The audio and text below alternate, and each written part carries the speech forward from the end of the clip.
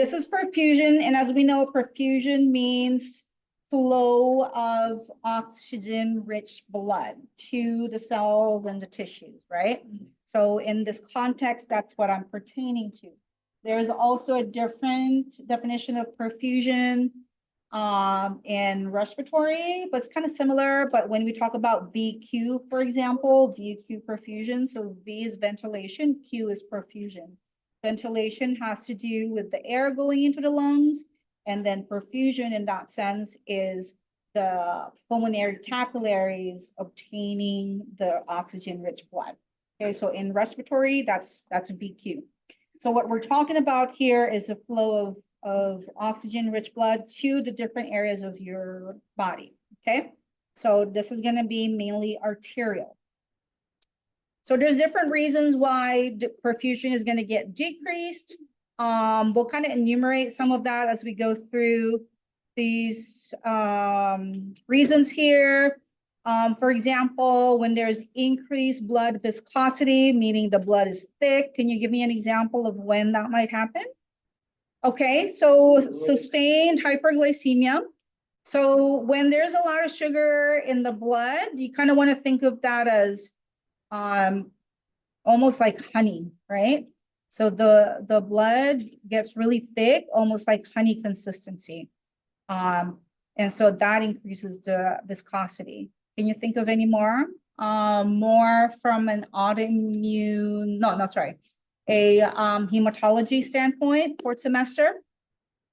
Can you think of anything else hematology-wise that could cause? We will put high cholesterol, okay?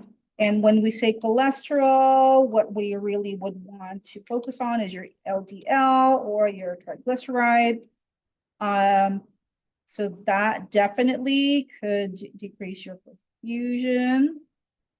What else? Something more, so these are kind of more chronic comorbidities. Can you give me something that it's not as common, but is also bad?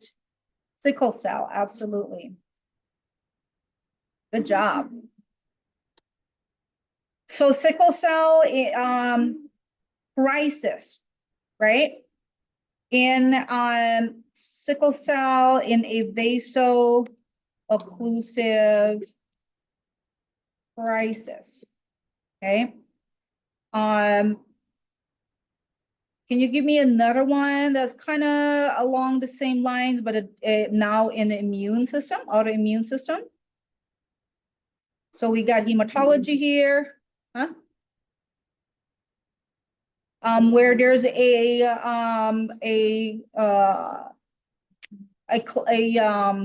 increased blood viscosity. Well, sorry, that won't be increased blood viscosity. That would be more blockage. So I'll put that here. Actually, this also goes there, but actually we'll put them on both. Not leukemia. Kind of along those lines. Yes, there's another one. Polycythemia vera. Okay, what is polycythemia vera? Too much RBC, right? So there's overproduction of the RBC, and that's going to cause the blood to become thick. Okay. In immunology, what I was trying to get at is also lupus, systemic lupus erythematosus. Okay.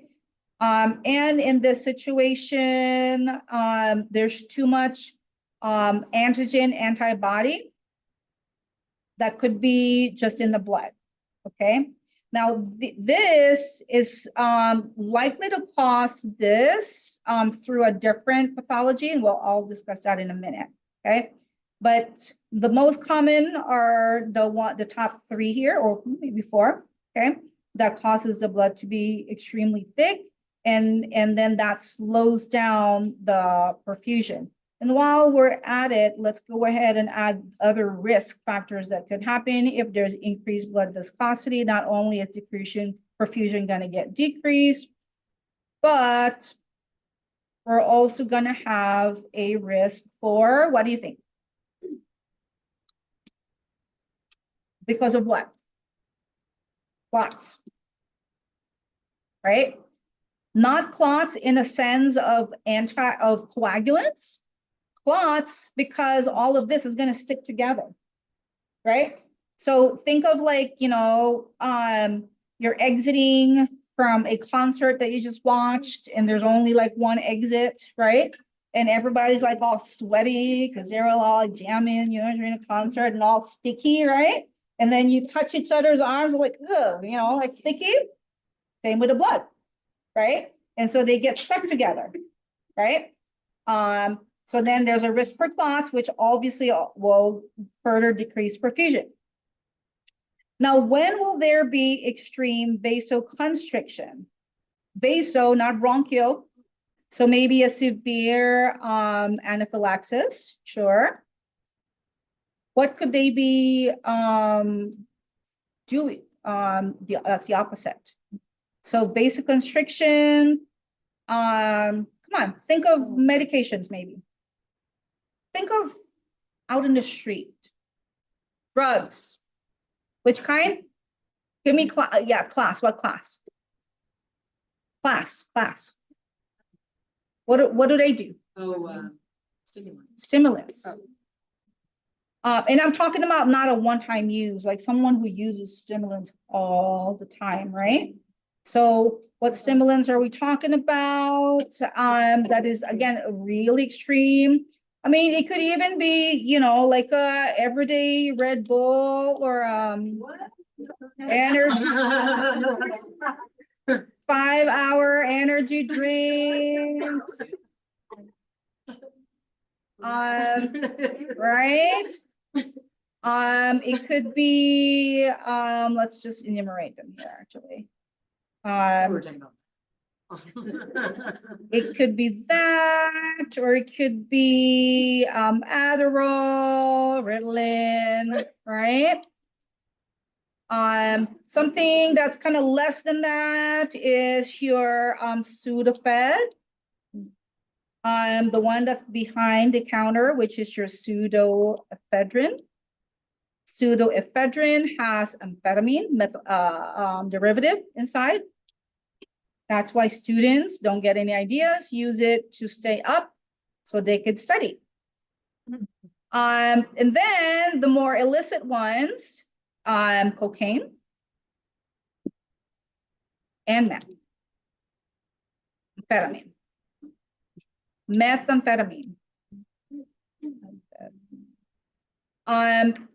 So the Adderall and Ritalin are amphetamine, right? The illicit one is methamphetamine, okay? But they're kind of similar, okay? So they all cause vasoconstriction, okay? Extreme stress can cause that. And why? How? So chronic stress. So when someone has chronic stress, and then what happens when you're chronic stress? So you release cortisol, right? Well, two things actually. Cortisol is the other one, which we'll put here because it's going to connect to something else.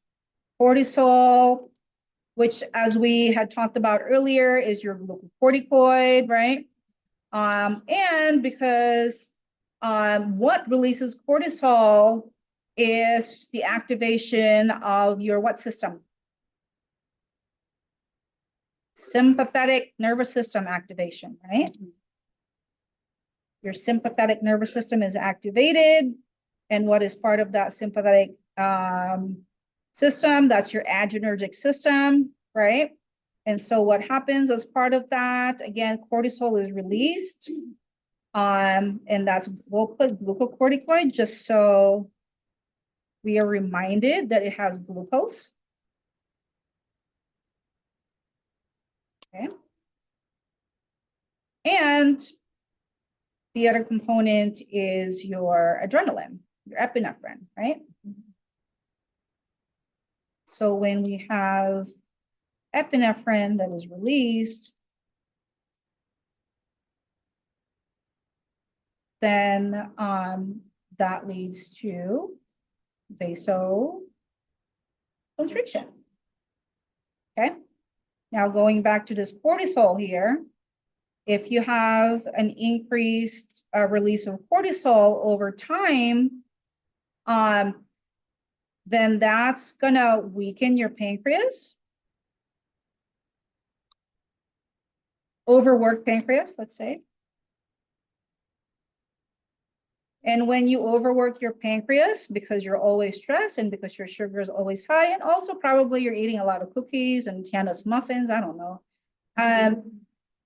Because, you know, it's comfort food, right? And so you eat all of these comfort foods, and then now you have a hyperinsulinism. No, sorry, no, we already overworked the pancreas. So now you're going to have the low insulin. Okay.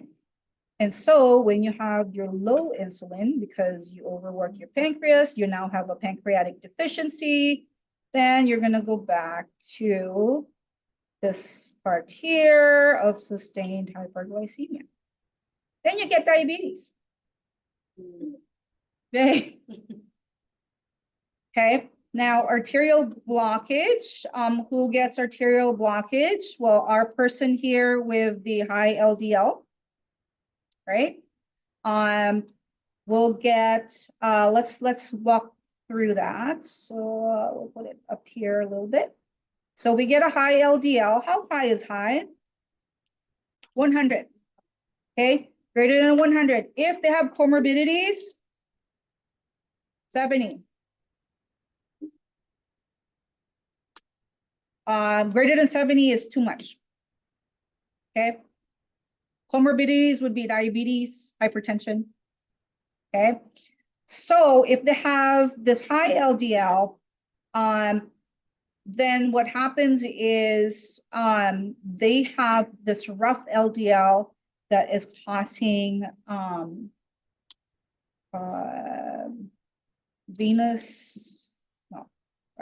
epithelial wall injury, right?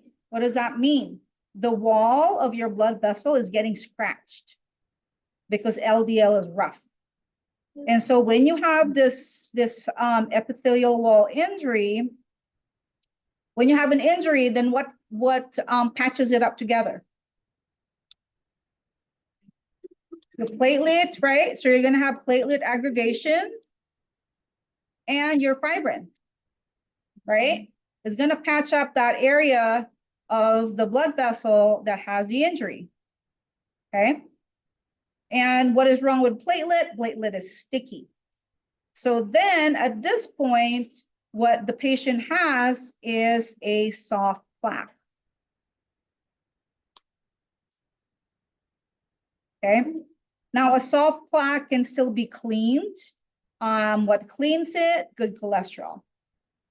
But if your patient's good cholesterol is low, how high should the good cholesterol be?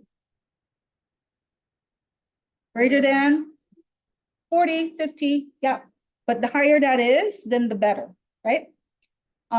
So you have this platelet aggregation, now you have this soft plaque, and now because you have this soft plaque, it caused a narrowing, right? So now you have arterial stenosis.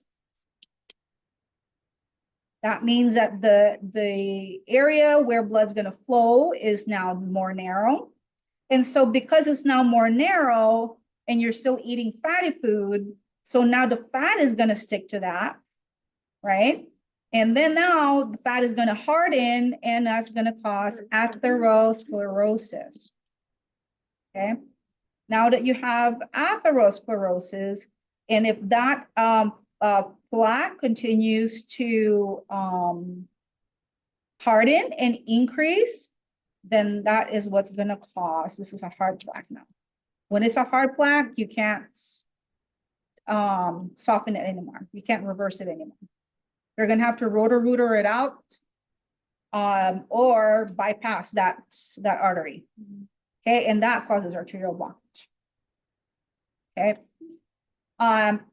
So the other issues,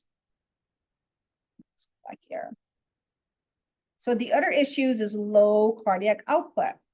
So when we have, what is a cause? And I want you to think about these two separately, okay? Because you could have normal volume of your blood, but have low cardiac output, okay? So when we say low cardiac output for semester, usually what are we thinking about here? So AFib would be more intermittent, unless they have like chronic AFib that is uncontrolled, then definitely there will be a low cardiac output there. So we'll say uncontrolled AFib or tachy, okay, or Brady, right? What's wrong with these conditions? The blood is not moving forward because it's either the rhythm is too fast and it's not allowing for the ventricles to open enough to push the blood out. So it's like going like this, right? Or if it's too slow, right? And it's not allowing the blood to flow fast enough, right? Or what kind of heart failure again? Left side heart failure, okay? Left side heart failure. And we already talked about the backup that happens from left side heart failure, right? As we continue to have that backup, it actually will become congestive heart failures. Congestive heart failure is a combination of left and right, okay? Now, we define heart failure based on the EF, right? Based on the ejection fraction. So I'm gonna put some terms on here. Again, this is mainly for a fourth semester because you guys are gonna talk about this. So let's just kind of define that, what heart failure is. There's gonna be an afterload. There's gonna be preload. And there's an ejection fraction. These are some of the terminologies that we'll look at in heart failure. And these happen to all the chambers, but we're most concerned about this happening in the left ventricle, okay? So in left-sided heart failure, there's going to be an increased afterload. There's going to be a increased preload. And there's going to be a decreased ejection fraction, okay? The normal ejection fraction, anybody know? Around 55%. 55, 65%, 50 to 65, okay, depending on the textbook. So around that, okay? The lower that is, that means that the lesser the ventricle is able to pump blood out to the rest of the body, okay? So that decreases the cardiac output, okay? So because this is the problem, and I should probably actually put this in red, because these are the problems in heart failure, the goal of your treatment of heart failure is to reverse those three, okay? In left side heart failure, you want to reverse those three things. As far as, and we haven't gone to the other part of perfusion yet, but this is just to eliminate that decreased perfusion, okay? And now hypovolemia, cardiomegaly happens usually because of some kind of cardiomyopathy.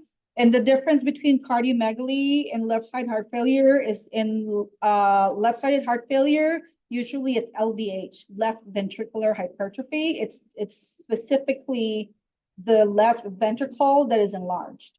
In cardiomegaly, it's the whole heart that is enlarged, which means this whole heart has had a hard time pumping as a whole, right? So which means you have some kind of heart disease that is more of a cardiomyopathy, the whole muscles involved. Yeah. So yeah, it's actually the opposite, right? If they have cardiomyopathy, that might cause decreased cardiac output, and that's caused by the heart failure. Okay, so since we're here, let's just kind of add for the fourth semester again, some other labs that we would look at. So we would look at an increased BNP, and BNP is a brain natriuretic, I'm spelling something wrong. Yeah, peptide. Okay. So what that is this is a peptide that comes from the myocardium when it's injured, okay, or when it's overworked, okay? So a higher BNP will tell you that there is heart failure, that the myocardium has decreased its workload, okay, or that it's being injured. Heart failure in general, yeah, the BNP will increase, okay. And then for the most part, this is clinical application. So we see how short of breath this patient is, okay, and how much travel they have, how much oxygen they need, okay. So that's left side heart failure. And then hypovolemia. Who gets hypovolemic? Say again. Bleeding out, right? So some kind of trauma, right? So hemorrhage. So when would someone have hemorrhage? It could be from a trauma, right? Or it could be from post-op, right? Could be post-op hemorrhage. So how do we know? So let's look at the signs. How do we know that someone is hypovolemic?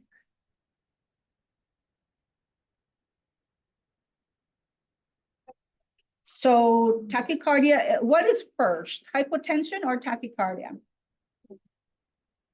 Tachycardia. And then to compensate, we get hypotension. Okay. And then the lower that is, so those of you who've done OB with me, if you recall, I think it's my postpartum hemorrhage concept map. There's a section in there that looks at, like at the bottom of it, of the percentage of blood loss that equates to the signs and symptoms. So the more blood loss, the more signs and symptoms they will have. Okay, so the signs and symptoms could begin from like just anxiety, and then it becomes, so that's like a mild blood loss, it's just anxiety to, altered level of consciousness, right? Because there's no more blood, okay? Trauma, hemorrhage post-op, also your patients with esophageal varices that are bleeding, okay? This will cause like really severe hematemesis. This is a medical emergency. Okay, that could cause hypovolemia. Who else? Your severe vaginal bleed patients. Okay, those can cause hypovolemia or postpartum, right? So we'll add postpartum there. That can cause that as well. But the symptoms are the same, yeah? Tachycardia, hypotension, because of the hypotension, there's gonna be pallor, right? Cool extremities, okay? because of the lack of perfusion. Okay, and really these are signs of the perfusion that I have down there. And then we can also have extreme. So here on the other side, we had extreme vasoconstriction, right? Here we have extreme vasodilation. So who gets extreme vasodilation? This patient who's hypovolemic, if they go into a hypovolemic shock, they will become vasodilated. Okay, and all the other kinds of shock for that matter. Okay, so all of your other kinds of shock, and I will enumerate them here for the 4th semester. So we will put shock because shock causes vasodilation as a compensation of your nervous system. So what are the kinds of shock? It could be an anaphylactic shock. And we know that an anaphylactic shock is due to severe allergy, right? What type of allergies can have anaphylaxis? Peanut, strawberries, bees. Okay. Yeah, peanuts, strawberries, bees. Those are the most common severe allergies. Okay. And then we also will have cardiogenic shock.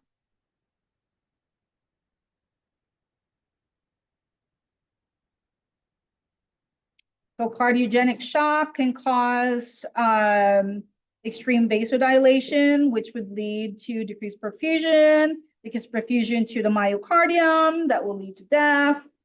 And then we also have a spinal shock. The only shock wherein there is bradycardia is spinal shock. The rest of them is tachycardia as a compensation. Okay. It's only the neuro one that causes bradycardia because it's neurologic. Okay. And then we also have a very important septic shock.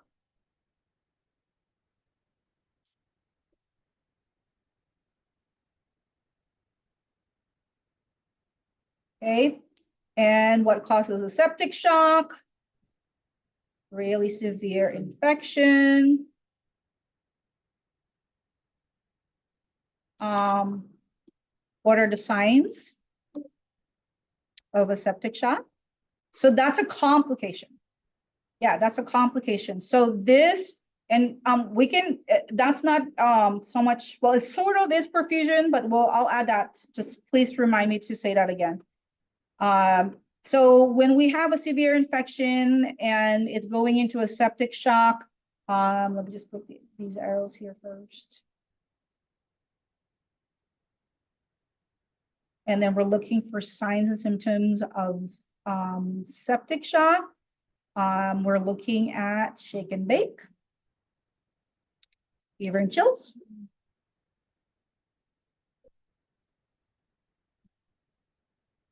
Okay, shake and bake. And then they're gonna have tachycardia, hypotension, as same as the other ones. And then in their blood, what are they gonna be positive for? Huh? Lactic acid. So lactic acid, WBC is severe infection, right? So we already know that if there's severe infection, a bacterial infection particularly, right, there will be increased WBC. But as far as sepsis, how do we know that there's sepsis? Is there's going to be lactic acid in the blood. So lactic acid happens when there's ischemia in the tissues. So when there's ischemia into any of the tissues, lactic acid starts to come out. And so if there's sepsis, there's going to be ischemia to the tissues, and then you get a high lactic acid. And then, of course, that just tells you that there's ischemia, but what confirms the sepsis? Blood culture. Okay, so the culture tells you what kind of bacteria there is so that they could treat that bacteria. Okay. I feel like I'm missing, oh, there's the hypovolemic shock. There. Neurogenic shock. So the difference, what is the difference between a spinal shock and a neurogenic shock? Spinal is where? In the spine. Neuro is where? In the brain. Okay, so what could cause neurogenic shock?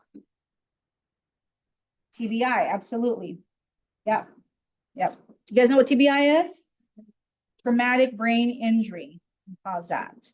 Okay, so so any of these shocks, if we don't do anything about them, will cause decreased perfusion. And when there's decreased perfusion, so I'm going to add something here that kind of relates directly to shock, but I'm also going to veer off a little bit and go here to septic shock for a minute. And I'm going to add a complication of septic shock that the fourth semester need to know, which is SIRS. Okay, so SIRS is systemic inflammatory response syndrome.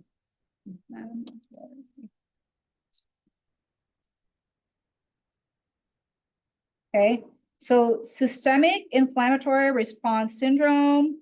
Let's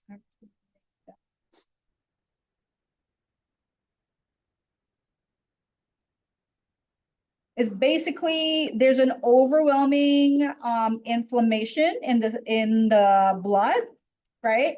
So then where's the blood going to flow? To your systems, right? So then that's going to overwhelm all of your systems. So now you're going to have an infection in all of the organs, in all of the systems. Okay, so that's SIRS. Okay. Now MODS. What does MODS mean? Right. So MODS happen because this is so severe, right? It gets to this part here and it decreases perfusion so badly that now the organs are beginning to fail. Okay, so MODS is multi-organ dysfunction syndrome. So what does that mean? The organs are failing. Okay. And the organs are failing because you're not getting the blood that they need. Okay. So I'm going to separate that out because that really is just decreased perfusion in extreme.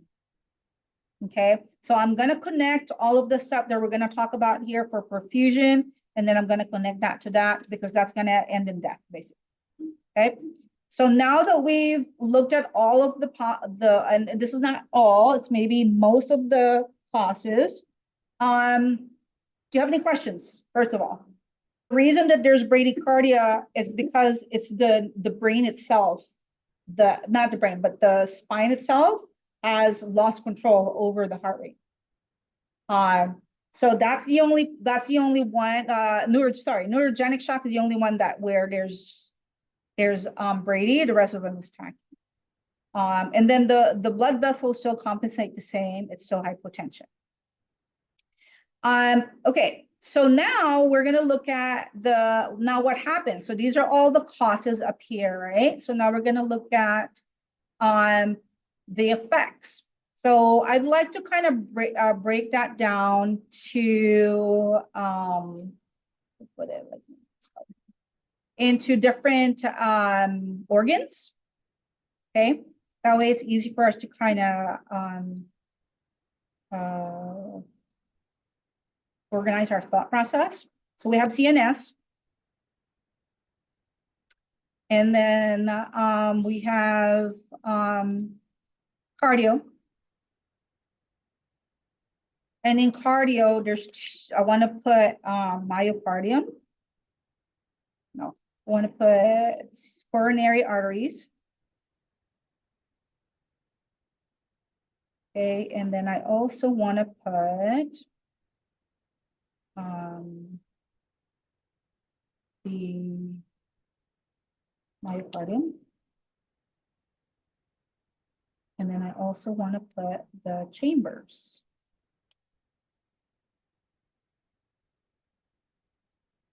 No, the conduction system. Okay. Then we also want to look at here the lungs, which is really just a compensation, but that as well. And then we're going to look at the kidneys.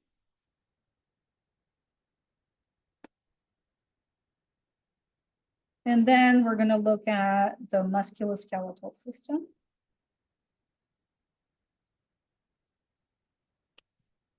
Okay. All right. So when there's decreased perfusion, the next thing that happens is ischemia.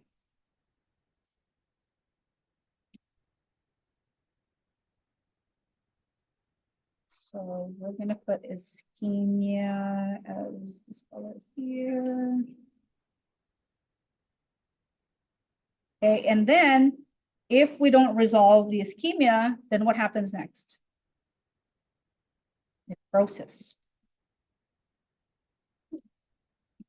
Okay, I'm talking about cells, I'm talking about organs. That if they don't get the amount of oxygen that they need, they die, right? So that's the progression of that. Okay, there's decreased perfusion, there's ischemia, there's necrosis. In some cases, depending on which body part we're talking about, that leads into amputation, right? Because of the factors here. So let's look at the brain first.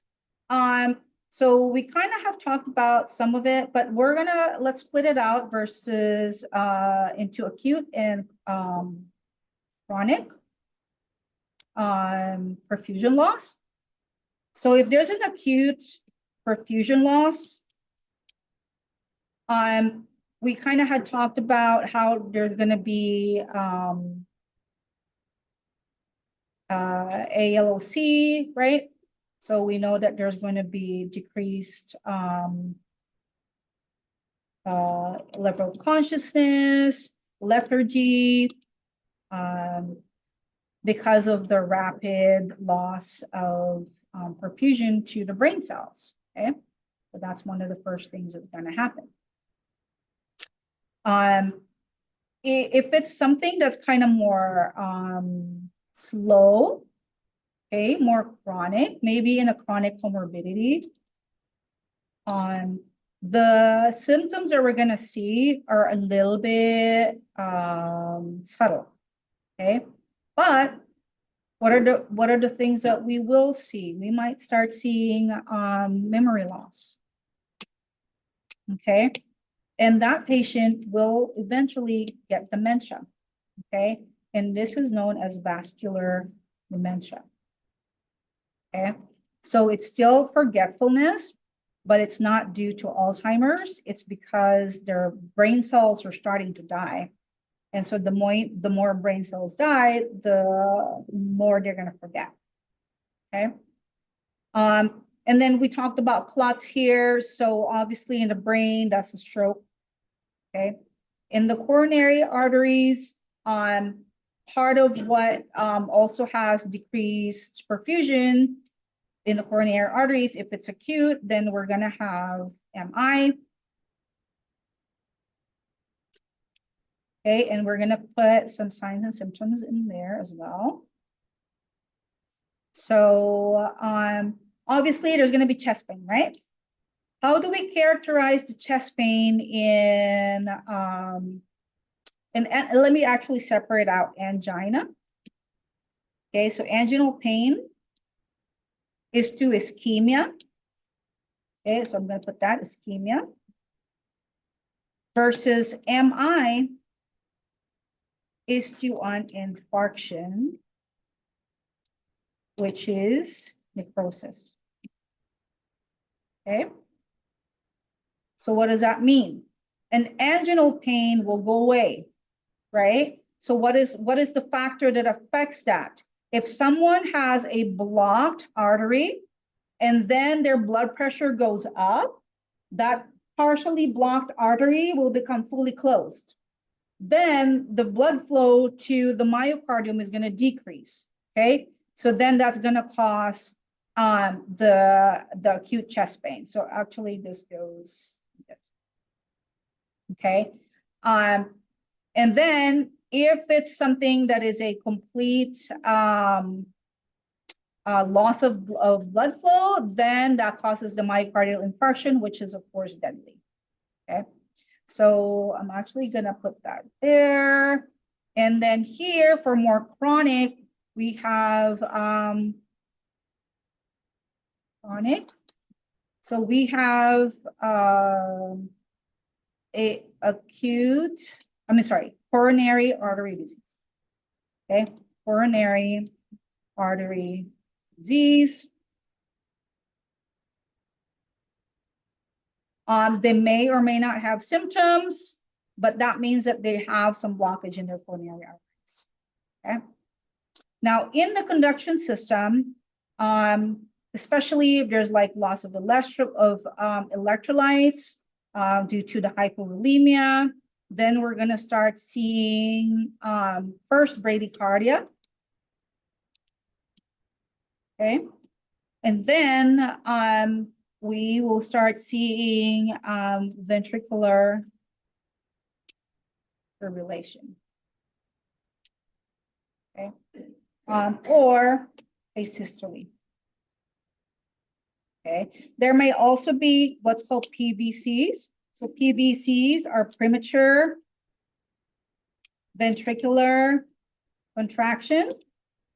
PVCs are very common when there's hypoxia or when there's a temporary ischemia. Okay, so oftentimes if a patient is having, like, let's say, some bleeding or some hypoxia, then they may have some PVCs. Okay, there might also be a compensatory tachycardia. Okay. In the form of, let's say, a paroxysmal VTAC. Okay. And then this one here could be a heart block.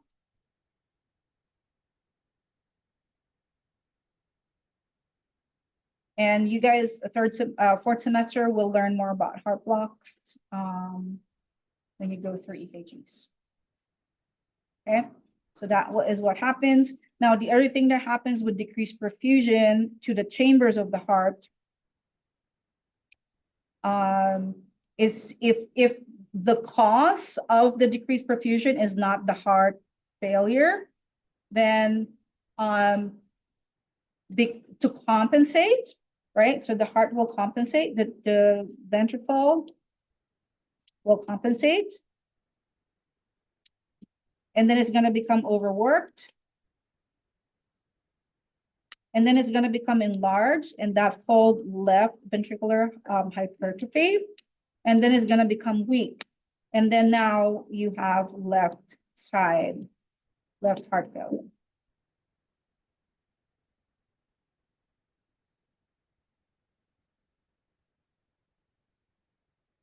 Okay, and then you're back to the decreased cardiac output if the patient didn't have that already. Okay, in the lungs, we're going to have increased respiration, increased, it may cause pulmonary edema because of inflammation in there. And this could lead to right side heart failure because of too much work the lungs. Okay.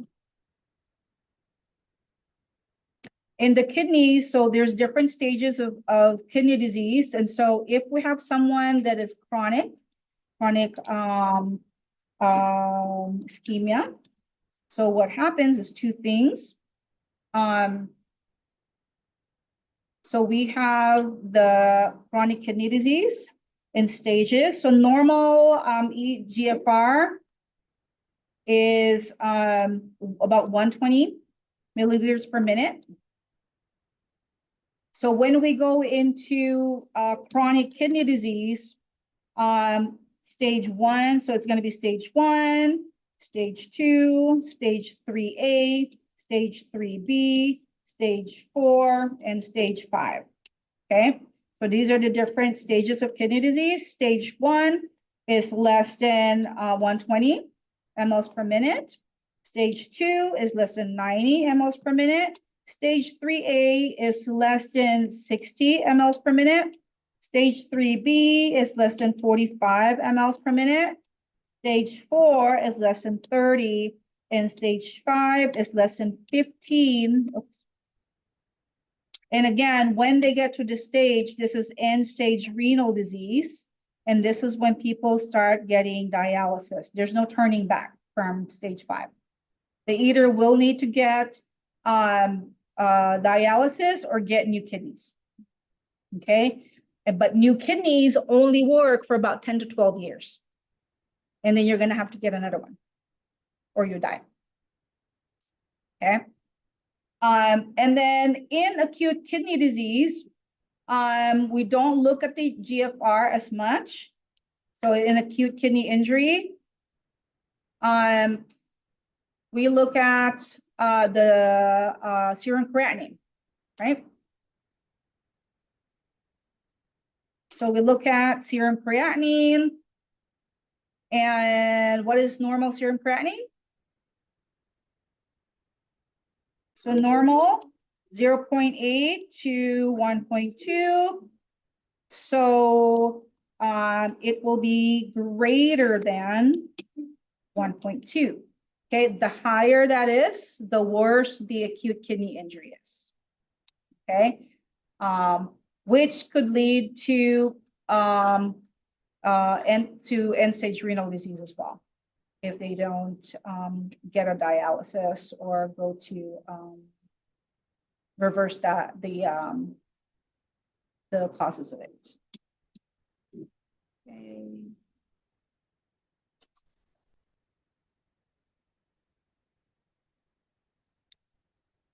Okay, MSK, pretty simple, but we'll break it down as well. So the more generalized signs, we know there's going to be the generalized weakness, right? We talked about that earlier. Fatigue. Okay. Now, because of ischemia, and ischemia causes inflammation, so it's also expected that they might have some muscle aches. Okay. If it's severe, such as in sickle cell, vaso-occlusive crisis.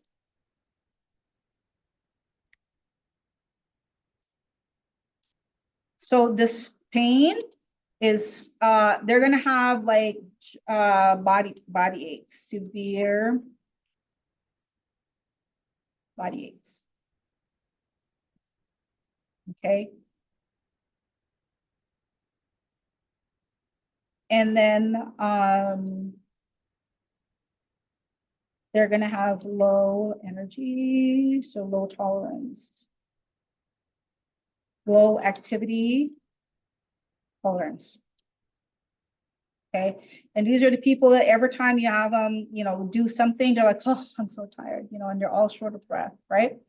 That happens to your anemic patients. Okay. Because in anemia, there's a lack of oxygen. So theoretically, that's also a form of decreased perfusion when there's low hemoglobin in the blood. Okay. Oh, speaking of that, so in your hypovolemia, which lab values do we look at here? How do we know that there's hypovolemia? We have low what? Huh? So H&H, right? Low hemoglobin, how low? So when we say hypovolemia, it's usually lower than what? What is normal hemoglobin? Say again? Okay, 12 to 18. So when it's less than around 8 or 7, right? Usually that's the time that you start seeing hypovolemia. Now, it's not just low hemoglobin and hypovolemia. There should also be low hematocrit. What is normal hematocrit? 36 to 54. Remember, times 3, right? And so the lower that is, the lesser volume there would be. And then because it's hypovolemia, it's a whole volume. So there's also going to be low RBC. What's normal RBC based on the numbers here?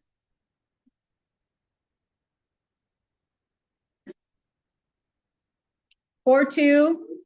So 18 divided by 3, 6. Okay. So it's going to be low and this is going to be low. Okay. In order for you to say that this is hypovolemia. So all these 3 are all going to be low. Okay.